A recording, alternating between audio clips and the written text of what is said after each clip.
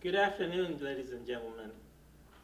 I, the Freedom Center Director, Iqbal Hussain, welcome you all to this first series of webinars that we are starting from today. So Freedom, when we started our journey more than 10 years ago through an NSF-funded sponsorship, contributed significantly towards the power electronics converters and system controls and power systems development. And then now we have graduated from the NSF sponsorship, and we have entered a new self-sustaining phase, and we have refocused our research directions according to our expertise, and these would fall under the categories of wide bandgap power electronics, electric transportation, and modern power systems and renewable energy systems.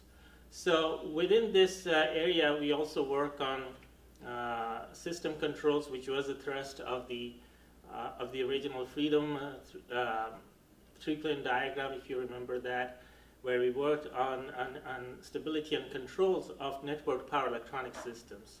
So today, as part of the programs of Freedom, we will start this webinar series where each month we will have one of our researchers present a topic within these 4 pillars of Freedom, and which will be recorded and also be available later to our members and researchers.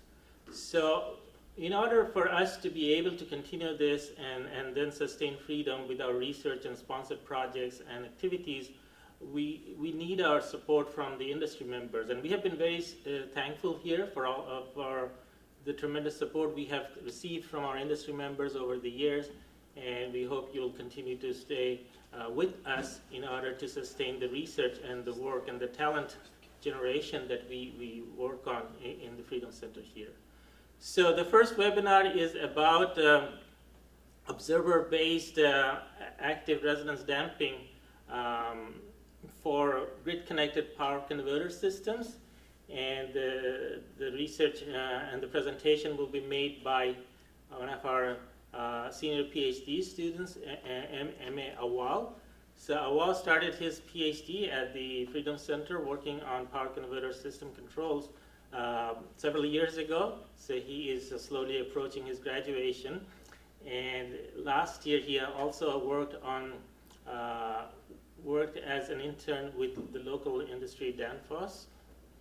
And the work that he's going to present came out of a collaboration with them, with Danfoss. And so the research work is between an active collaboration between Freedom Center and Danfoss. So let me welcome Awal to the podium to give his presentation.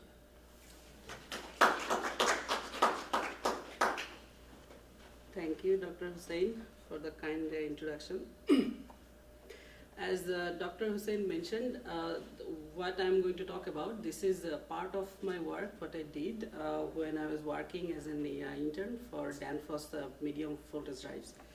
So, as you can see, we have Leandro in the author list. So, I worked with him when I was there, and what we tried to do is basically trying to come up with a low-cost way how to do active damping for grid-connected converters. So at first, let's look at a brief outline of what I'm going to talk about. So at first, I will give some background of what we are trying to do, what is the problem that we are trying to solve. Then I will give a very well-defined statement of the problem that we are trying to solve. Then I'll go into a bit of technical details, how we do the modeling and the analysis and how we come up with the controller. And then I'll talk about a bit on a fundamental control theory that we used.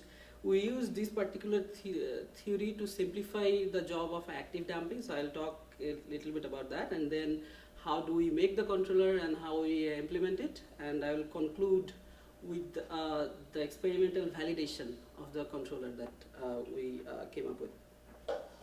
So, why we are trying to do this and what we are trying to do this.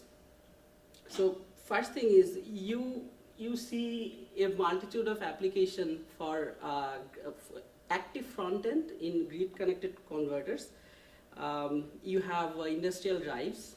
You may have a PV or wind application. You have energy storage applications. You see that energy storage plants are being built everywhere. Or you can think about EV charging stations. All of these things, they have one particular thing in common. In most applications, they will have an active front end. So it's basically a voltage source converter that interfaces that power electronic equipment with the grid. So for most applications, they have LCL type input filters. Why this is used mostly over their L counterparts. By L counterpart, I mean purely inductive input filters, because LCL filters, they give a low cost way of getting to a lower THD number. So it's low cost, it's small in size, so that's why people like LCL filters a lot. But you get all these advantages, but that comes at a cost. So the price you pay is that your control system becomes more complicated if you go for a higher order filter like LCL. So if you use an LCL filter, you need an explicit strategy to damp the resonance that may arise because of this higher order plant that you introduce if you use an LCL type input filter. To make things worse, if the source impedance or the grid condition that changes during the operation, then damping that resonance becomes even more complicated. So that's the another layer of complexity that you have to deal with. So that's on a very high level what is the background of the problem that we are trying to solve. Now, if I go a bit deeper into how it looks like, so here I'm showing a single phase equivalent of a grid connected converter. So this is applicable for 3-phase systems as well, but just to make things simple, we are showing just one phase. So this dashed line here, that marks the output terminal of your converter. On the right side, whatever you have, that is your actual source. So ideally, you would expect this source to be a pure, basically pure IAC source. But in reality, it's not. It always has some sort of impedance. So we represent that as the source impedance. This source impedance may take different forms for different applications. This source impedance can look like a pure inductor. Let's say if your power electronic converter is being fed by a pure generator, it will behave like a pure inductor, the source impedance. But let's say you're connecting to the grid over a long transmission line, then the source impedance will look something like this. So this is a cascaded LC stage, and the most complicated case happens if you have multiple power electronic converters being fed from the same source. That means not only one, you have n number of power electronic converters connected to the same point. Then the source impedance becomes very complicated, and it becomes very difficult to deal with that. So what can we do?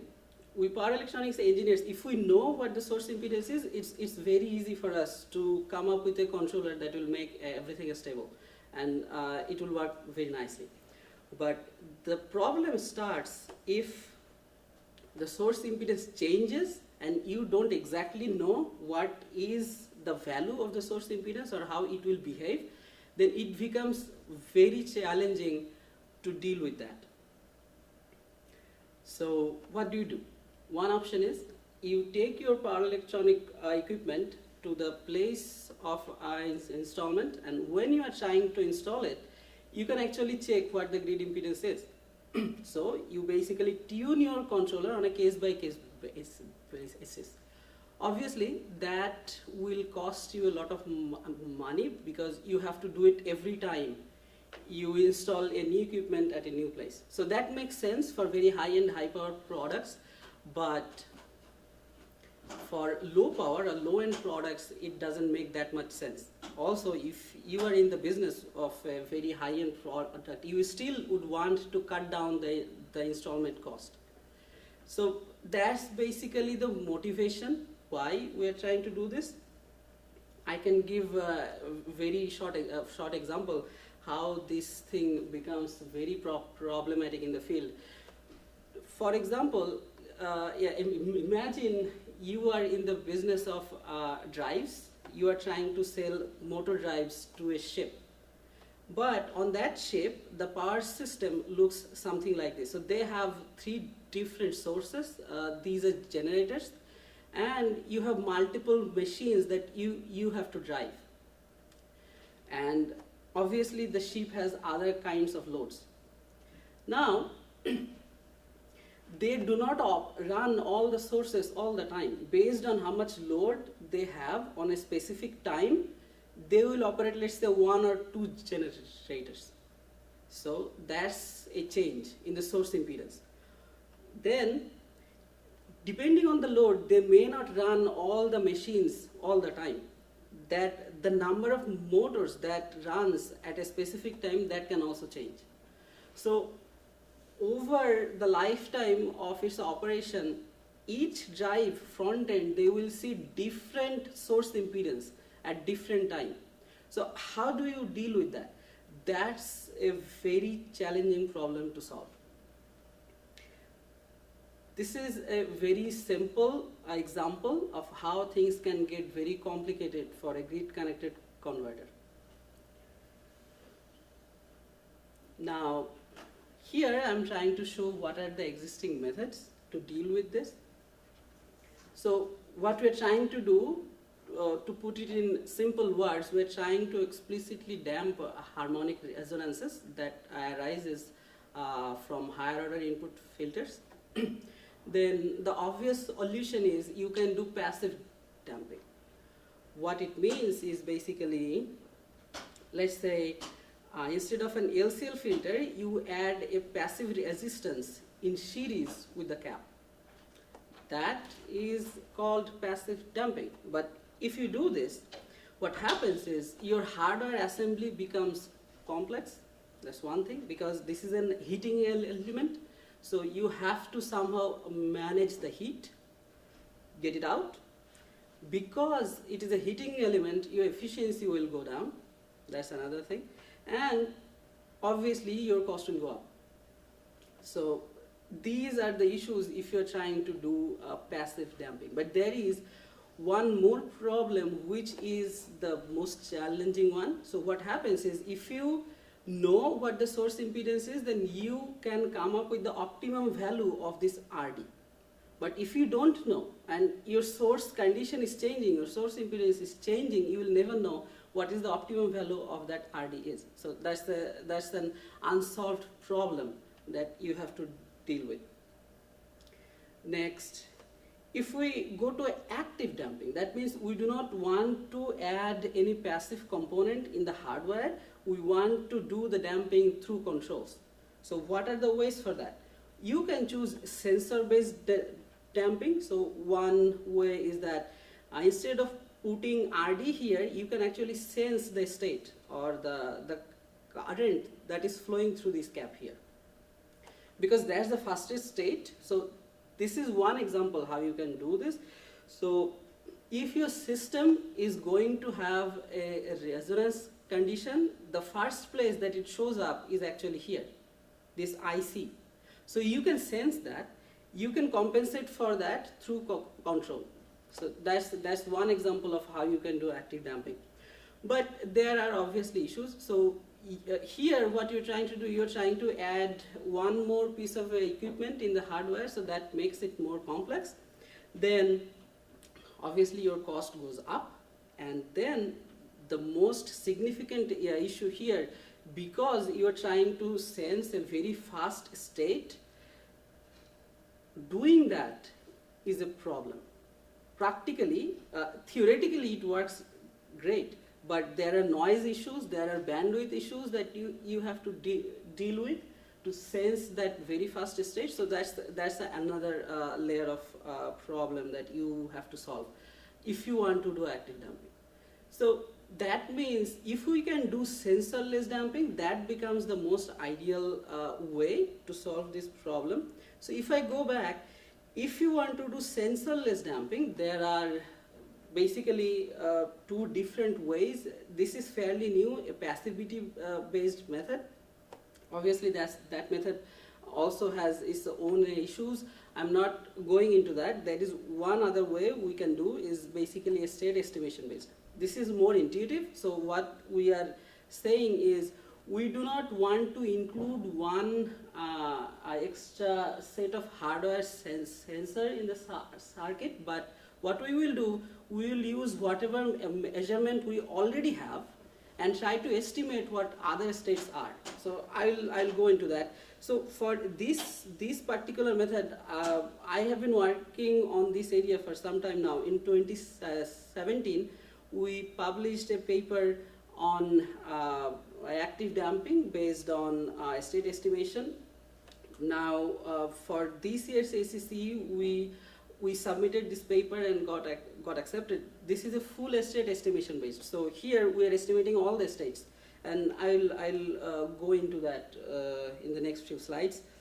So based on this, if we try to define our problem statement, so what we are trying to do, first let's talk about what is the scope for the work that we are doing.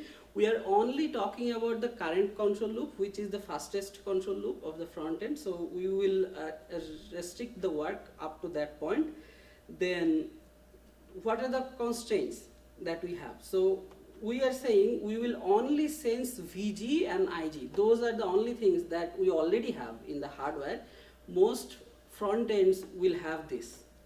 You have to have this, and we will not add any more sensors in the hardware. So that's the one constraint. And then we do not want to do any passive damping because of all the things that we just talked about. Then what is our objective? So we want to ensure that we have active damping of any harmonic resonance for any grid condition. So when I am saying any grid condition, obviously we will have a range. We cannot achieve ideal active damping. That's impossible actually. So now this is our problem statement. Then what is the strategy that we are going to follow? So what we will do, we will sense VG and IG. Based on these two states, we will try to measure or estimate all the other states. All other states meaning IA and actually VF, IA and VF. These two are the unmeasured states of the LCL filter. We will try to estimate those. And based on that, we will do the active damping. And one thing I talked about is that we don't know what the source impedance is at any operating instant.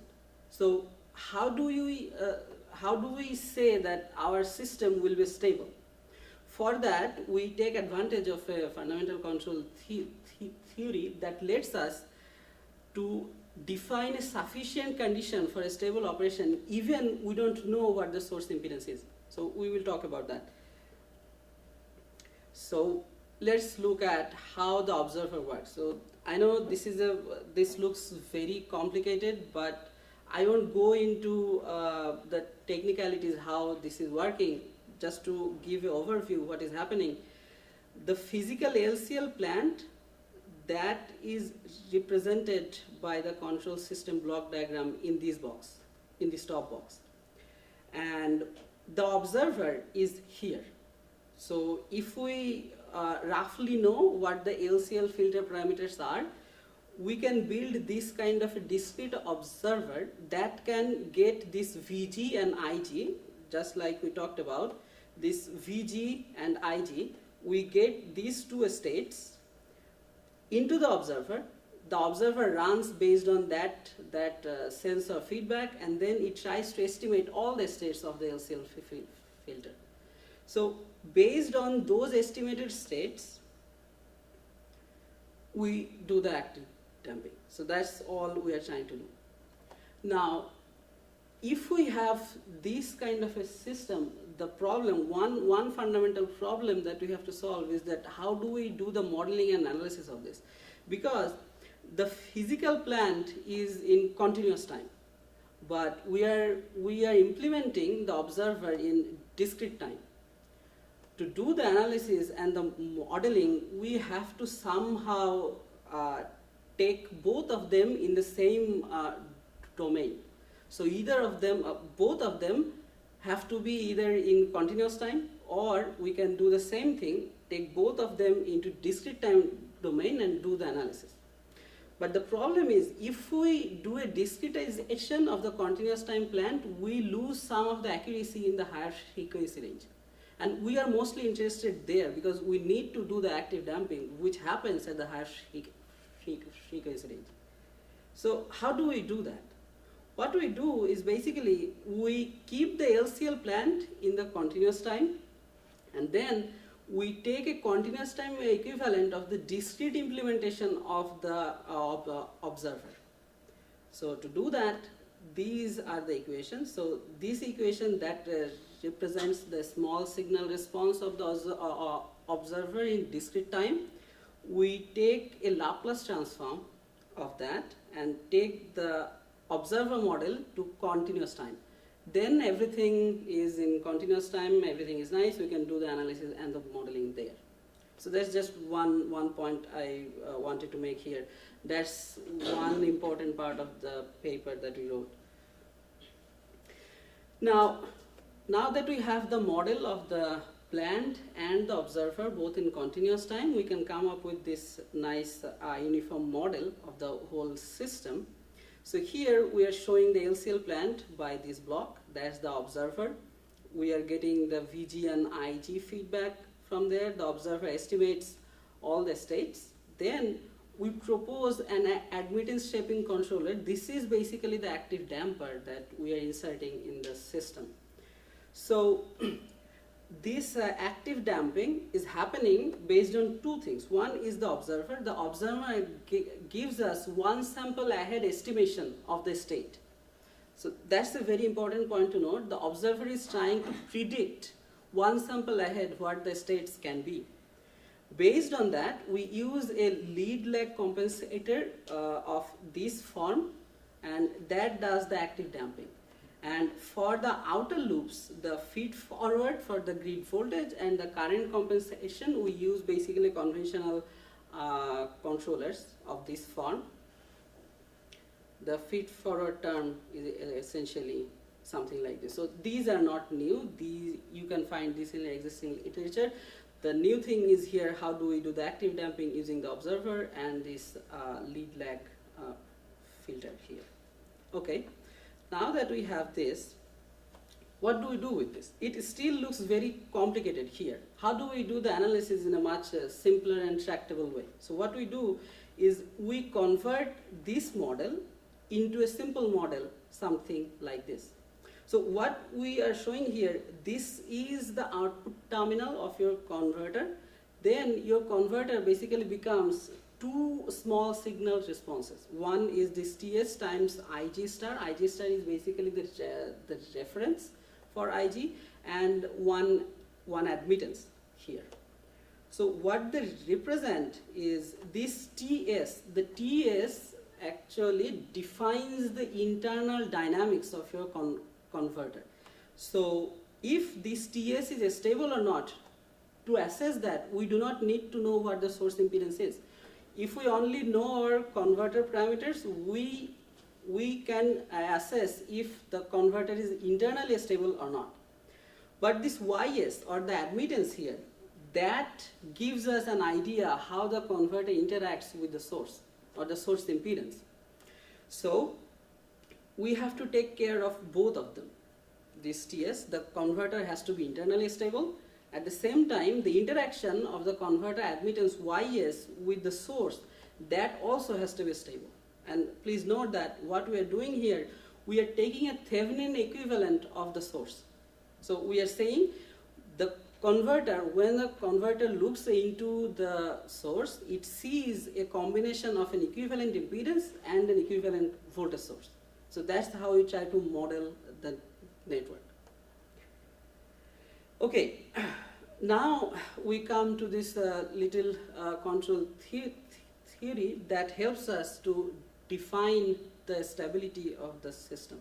So what this theory tells us is that we do not exactly need to know what the source impedance is. Without knowing that, we can come up with a sufficient condition that our converter will be stable at independent of the source impedance. So for doing that, we need to meet two conditions. First one is this YS has to be internally stable. What I mean by that is, if the converter is not connected to anything, on its own, this YS has to be stable. That's the first thing. Next thing is, the real part of this YS, that cannot be negative. So this has a very intuitive interpretation, what this is saying. Admittance is basically the inverse of your impedance, right? Now, what is the real part of your impedance? That corresponds to the resistive part. Now, the power consumption in this block, that will be basically I squared times R. If your R becomes negative, that means your power is not being consumed. Instead, the power is being created. That means in any frequency point, if this real part becomes negative, instead of consuming or damping that resonance, it will try to add to that, and it will destabilize the whole system on top of that. So that's the physical interpretation of what this theory is trying to say. We will use this to assess the stability of the system. Okay, so now how do we make the controller? We go in steps. We define or identify three small signal responses that have to be optimized for a stable controller. First thing is the open loop response of this inner loop. So if you look at this diagram, you can see that the admittance shaping controller creates the feedback loop here. Through the observer, it creates its own feedback loop. So the first thing you have to do is you have to make sure that you have a sufficient stability margin for this internal loop. Then the next part is you have an outer loop. You have to make sure that outer loop is stable. And interestingly enough, this outer loop, this GOL2, that guy gives you the closed loop response TS. So you have to make sure those two are stable.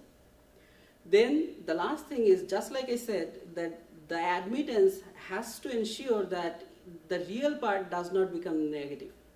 And if you think about it in the complex plane, negative, non-negative means it has to be on the right-hand side of the complex plane all the time.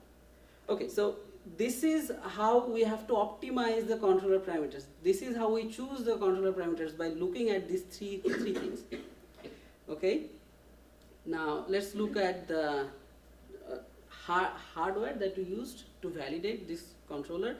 Obviously, this is meant for when I was working for Danfoss. That was meant for very high power, high voltage application, but we could not do that in our lab when I came back. So we tried to validate this in a scaled down hardware that we have. So this is rated for 5 kilowatt application. Some of you are already familiar with this hardware. So and we operate it at 120 volt AC. And the switching frequency is 10K. We intentionally brought it down just to show that this can work at lower switching frequencies. Obviously, we know if you go to higher switching frequencies, damping becomes much more easier at that point. But we intentionally kept it low just to show that at high power application you can still use this method to do active damping. So with that, and also you can see that we are using a TI DSP, this launch pad, to do the controller. The point I'm trying to make here is that this is widely used in the industry for commercial applications. So whatever control you are doing, this can be applied using widely popular DSPs. We don't need that much computational power to implement this. So, how does the observer look like when you are trying to implement it in a DSP? So after all this process, when you are making the observer offline, you do all the analysis, all the modeling and everything, but it boils down to a simple set of algebraic equations that you have to solve inside your DSP. So that's this equation that you have to solve. So this VG and IG, they come from your sensor feedback. VA is basically whatever voltage you apply through your switch network in your power converter. And then this X hat, this is the estimated states. So this is a vector with the 3 states, all the states of the LCL filter. So you just need to update this algebraic equation every time you're trying to update your controller. So that's all you need to do. So how do we do this? We start with the continuous time model of the plant, we make the observer in continuous time, then we discretize that observer to come up with this algebraic difference equation that can be implemented in the DSP. But if you're not interested in going that deep into the theoretical part of things, we also gave a simple MATLAB script in the paper. You can directly use this. You plug in your LCL filter parameters into this MATLAB code, and it will directly give you the A obs and B obs. That's what you see at the end of this code. It computes what this difference equation should be, and you can directly use that to implement it in your DSP. Okay. So next thing is, we tried to evaluate how much computational burden that the observer puts on the DSP. So we tried to, as I mentioned, we used a TI DSP for this. Using that DSP, we tried to estimate how many clock cycles or how much time every control block needs to be implemented. So here, these are the different parts of any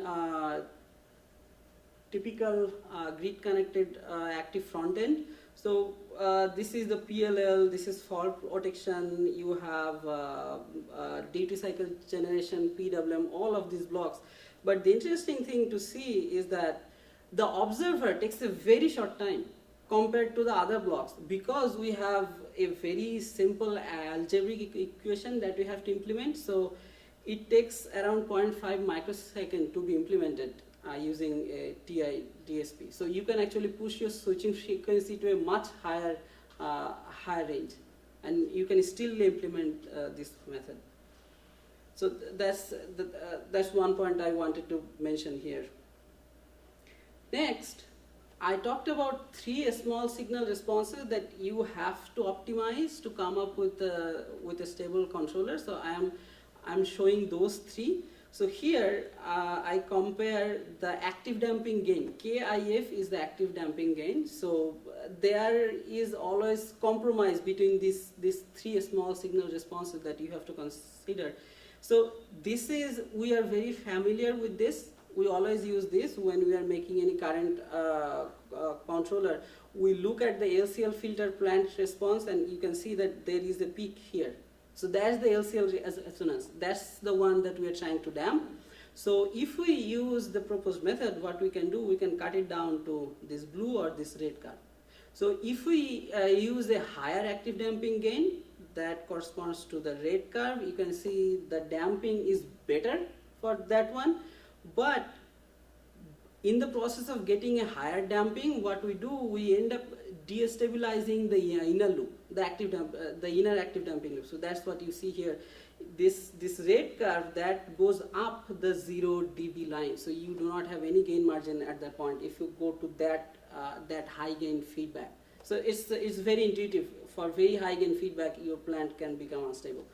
So that's one thing. So you always will have compromise between these two. And then we are looking at the converter admittance, which we want to be passive over the entire frequency range. I mentioned that it has to be on the right side of the complex plane, so the phase response has to be restricted between plus minus 90 or plus minus pi over 2.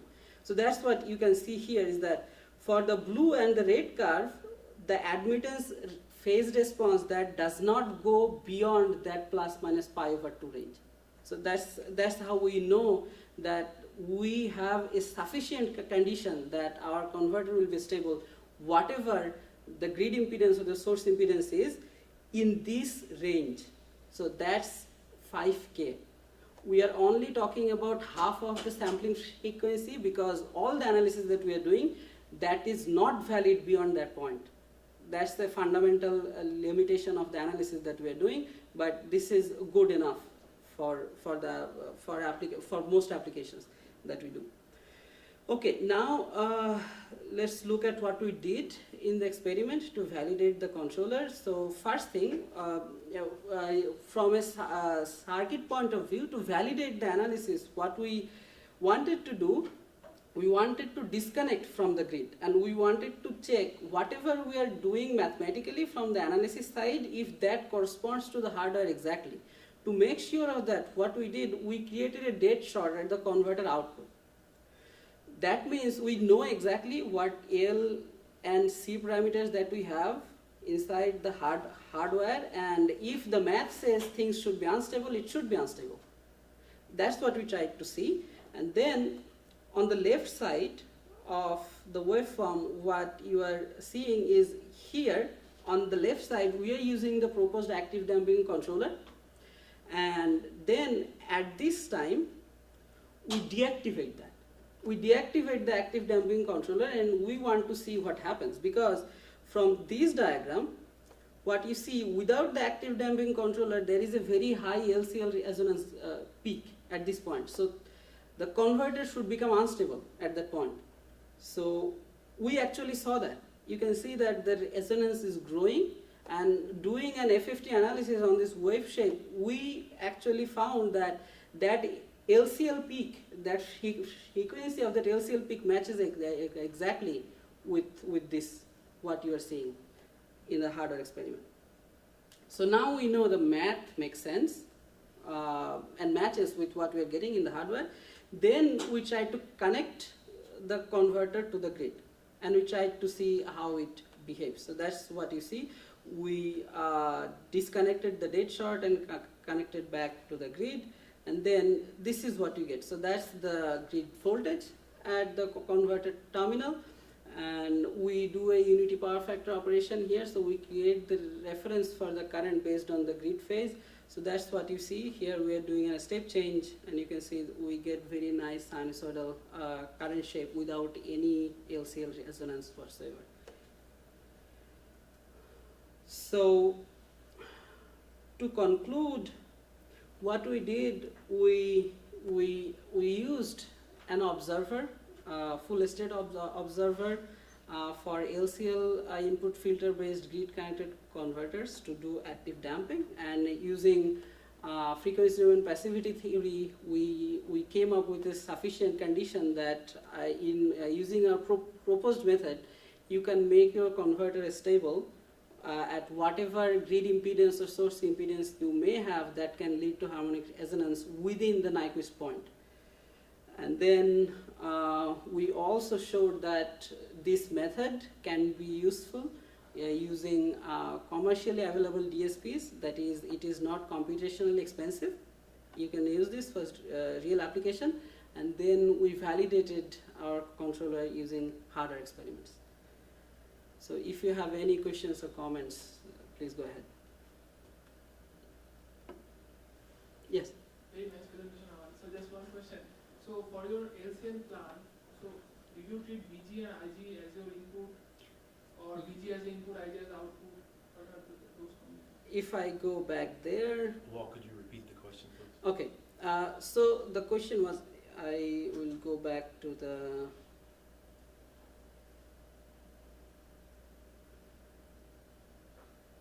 Here. So for the LCL filter observer, the three states are basically VF, IA and IG. Those are the three states, and the input are VG and VA. Those are the two inputs. So the state or the output feedback that we used for the observer is basically IG. So that's the output feedback that we feed into the observer, and VG and VA, they are used as the inputs. So in your equation there is a BOBS, right? Yes. So this BOBS is not just the input matrix, it's like a input and combination of output matrix. Like observer gain is already inside the BOBS. Yes. So the question was, when we implement the observer, we combine actually not only the input to the observer, also the output feedback. You're absolutely right. So just to make the implementation simple, here. So this VG and VA, those are the input to the observer. This IG is the output feedback that feeds into the observer. But what we wanted to do is, we wanted to come up with a simple algebraic equation that the controller can implement in real time. So that's why the output feedback and the inputs, they are all combined into one input matrix.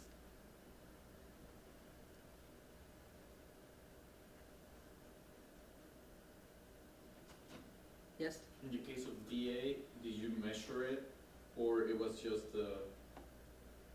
or was it just calculated via? That is a good question. So if I go back here, so the question was, do we measure VA or the controller gets VA from somewhere else? Actually, this VA is the voltage that you are creating by the switch network of your power electronic converter, right? So by just looking at the modulation index, I can get an estimate what that VA is. So the observer uses that. It doesn't need to explicitly measure that in the hardware. It already knows what voltage it applied.